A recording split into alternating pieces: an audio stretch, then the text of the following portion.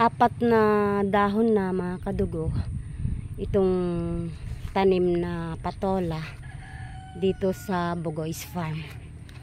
2 weeks na siya mga kadugo, 2 weeks old.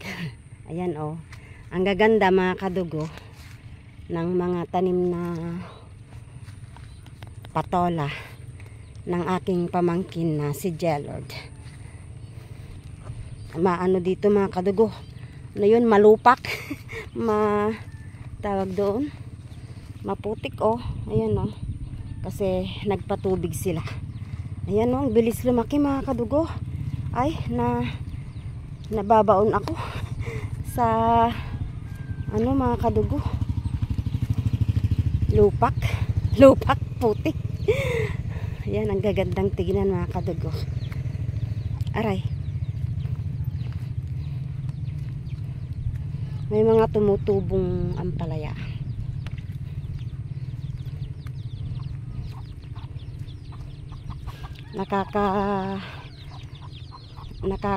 Ano yun? Nakakaalis ng stress mga kadugo. Kahit hindi mo pag-aari ang isang tanim, kung napakaganda, natutuwa ka rin. Salamat sa Diyos sa kanyang kadakilaan mga kadugo. Ay, hindi ako makapaglakad ng mabilis kasi nga lumulubog yung aking pasaputik. Yan oh. Ay,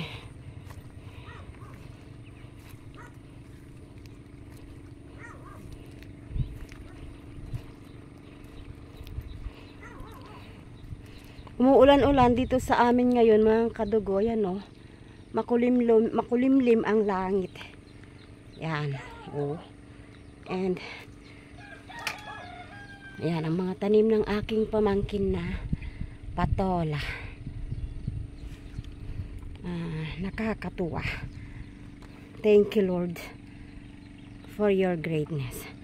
Ayan, sana lakasan niya mga kadugo ang ulan. Lakasan ng ating Diyos para madiligang mabuti yung aming tanim na mga kamote at saka saging, kasi medyo natutuyo na talaga yung lupa. Kaya yung mga saging namin oh mga kadugo, tignan nyo, nag-ano sila, naging maganda ang mga dahon dahil sa malamig ang panahon. At eto naman yung aming tanim na kamote, second batch. Mag-aano na siya mga kadugo, magwa 1 month siya nitong 25. Ayan, ito yung part na hindi napatubigan. Dapat pala hindi ko siya pinatubigan noon mga kadugo, para hindi tumubo yung mga damo. Yung napatubigan doon banda, ang daming damo. Dito wala masyado. Yan lang yung malalaki na yan. Ayan oh, diba?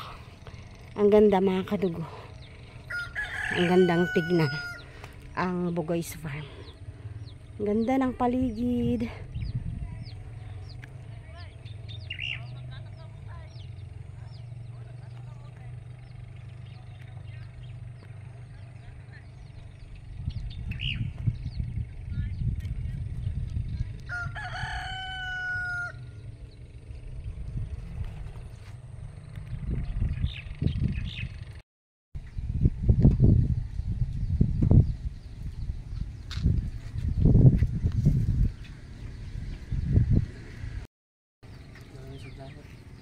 Nag-harvest din kami mga kadugo. O din sa pamabalin ng saging na lakatan. Ito yung na-harvest namin. Thank you Lord. Every week kaming nag-harvest mga kadugo, tuwing Sabado or Friday. So hanggang dito na lamang mga minamahal kong kadugo, ang aking vlog sa umagang ito. Thank you so much dun sa mga nakakapanood, mga baguhan, mga bumabalik. Thank you. Ganun din po sa 533 subscribers. 33 subscribers ng aking YouTube channel. Thank you for subscribing. God bless you more. Ang ganda ng paligid mga kadugo. Have a happy and blessed weekend mga kadugo. Lagi nating tatandaan, mahal po tayo ng Diyos, hindi niya po tayo pababayaan. Maniwala, magtuwala at umasa lamang tayo sa Kanya.